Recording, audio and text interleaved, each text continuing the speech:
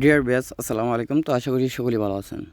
তো আপনারা যারা এই 2026 সালে মাছের পোনা চাষ করতে চাচ্ছেন, কালি বা অস মাছের পোনা, তারা সঠিক নিয়ম জেনে আপনারা মাছ চাষ শুরু করেন। অবশ্যই আপনারা মুনাফা আয় করতে পারবেন। এবং কিভাবে আপনারা পুকুর প্রস্তুত করবেন এভাবে, এবং এই মাছ কিভাবে মিশ্র পদ্ধতিতে চাষ করবেন, এবং কি মিশ্র পদ্ধতিতে চাষ করার জন্য কি কি মাছ চাষ করতে পারেন একই সাথে, তো সেই বিষয়ে আলোচনা করা হবে। তো আপনারা সম্পূর্ণ ভিডিওটা দেখেন, কেটে কেটে দেখবেন না। কালীবাউস মাছের সাথে যদি আপনারা মিশ্র পদ্ধতিতে অন্য অন্য মাছের পোনা দিতে চান, তাহলে রুই, কাতলা, মৃগেল এবং কি কালীবাউস এইগুলো একসাথে আপনারা মিশ্র পদ্ধতিতে চাষ করতে পারবেন। এই কালীবাউস মাছ নিচের স্তরে খাবার খেয়ে থাকে।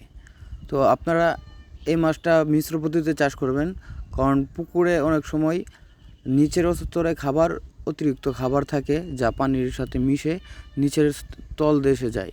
তো এই ক্ষেত্রে আপনারা কাজ করবেন যে রুই আছে, মৃগেল আছে, এগুলো পুকুরের উপরের স্তরের বা মাঝারি স্তরের খাবার খেয়ে থাকে। তো এইগুলো মাছের সাথে আপনারা মিশ্র পদ্ধতিতে চাষ করতে পারবেন। এবং কি আপনারা পুকুর প্রস্তুত করবেন কিভাবে? আপনারা নতুন চাষি বা পুরাতন চাষি হন, সর্বপ্রথম আপনাদের কিন্তু পুকুর প্রস্তুত করে নিতে হয় যে কোনো মাছ চাষ করার ক্ষেত্রে। যদি পুরাতন পুকুর হয়, পুকুরটা যদি অতিরিক্ত কাদা হয়ে থাকে, তাহলে আপনারা পুকুরটা শুকিয়ে নেবেন, কারণ অতিরিক্ত কাদার জন্য পুকুরে গ্যাস তৈরি হয়।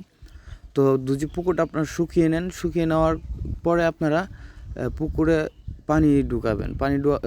দেওয়ার পরে আপনারা প্রতি শতকে মনে করলেন টিএসপি সার, ইউরিয়া সার 150 গ্রাম হারে ব্যবহার করবেন।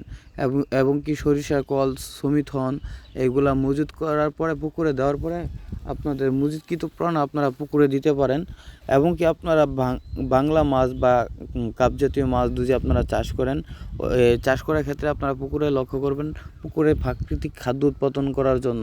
কারণ এখনকার সময়ে বাজারে রেডিফিটের যে দাম, সে রেডিফিট খাওয়ায় মাছের একটা চাষ করে সেই একটা আয় করা যায় না।